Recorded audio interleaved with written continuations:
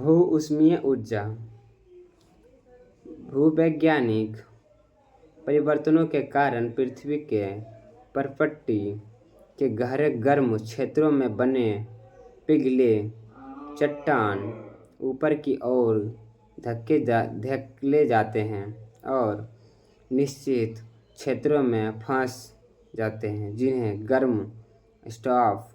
गर्म क्षेत्र कहते हैं। जब भूमिगत पानी गर्म स्पॉट के संपर्क में आता है तो भाप उत्पन्न होती है।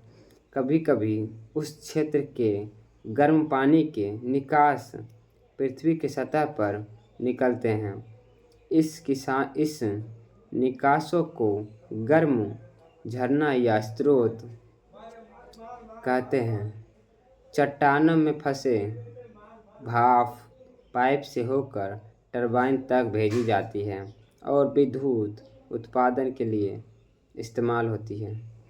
उत्पादन की कीमत अधिक नहीं होगी, किंतु व्यावसायिक रूप से बहुत कम व्यवहार्य स्थान है जहां भू-ऊष्मीय ऊर्जा का उपयोग किया जा सकता है। भू-ऊष्मीय ऊर्जा परिचालन पर आधारित अनेक शक्ति संयंत्र न्यूजीलैंड और अमेरिका में हैं। भू-ऊष्मीय ऊर्जा के लाभ सौर और ज्वारीय ऊर्जा से विभिन्न भू-ऊष्मीय संयंत्र रात दिन कार्य कर सकते हैं। भू-ऊष्मीय ऊर्जा लगभग प्रदूषण मुक्त है। कोयला आधारित संयंत्र की अपेक्षा भू-ऊष्मीय यंत्र को चलाना सस्ता होता है।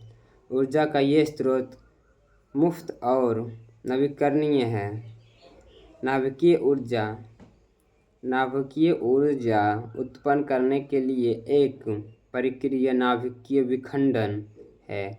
नाभिकीय विखंडन में यूरेनियम, प्लूटोनियम या थोरियम जैसे एक भारी परमाणु निम्न ऊर्जा न्यूट्रॉनों द्वारा बमवर्षित होते हैं, तो वे हल्के नाभिकों में टूट सकते हैं। जब यह होता है तो ऊर्जा का विशाल मात्रा निर्युक्त होते हैं। उदाहरण यूरेनियम के एक परमाणु का विखंडन कोयला से कार्बन के एक परमाणु के दहन द्वारा उत्पन्न ऊर्जा का 1 करोड़ गुना ऊर्जा उत्पन्न करता है।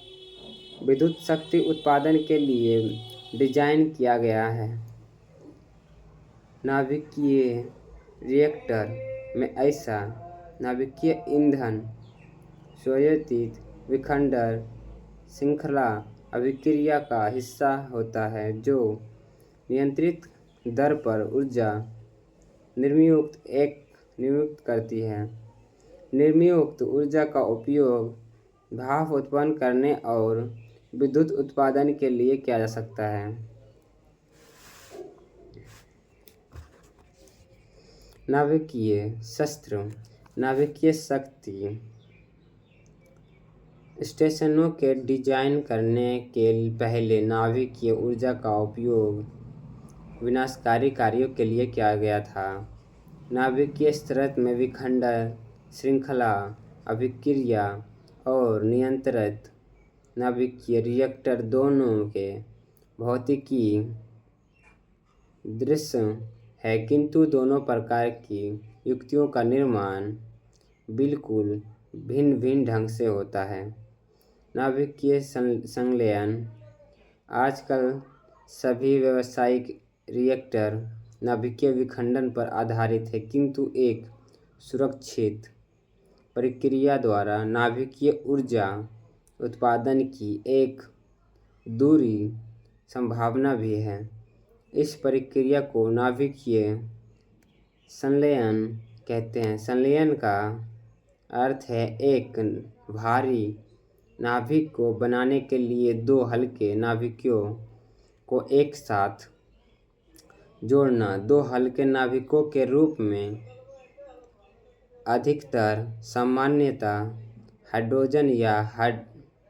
हाइड्रोजन समस्थानिक हीलियम नाभिक बनाने के लिए किया जाता है। ये अभिक्रिया निम्न प्रकार होती है।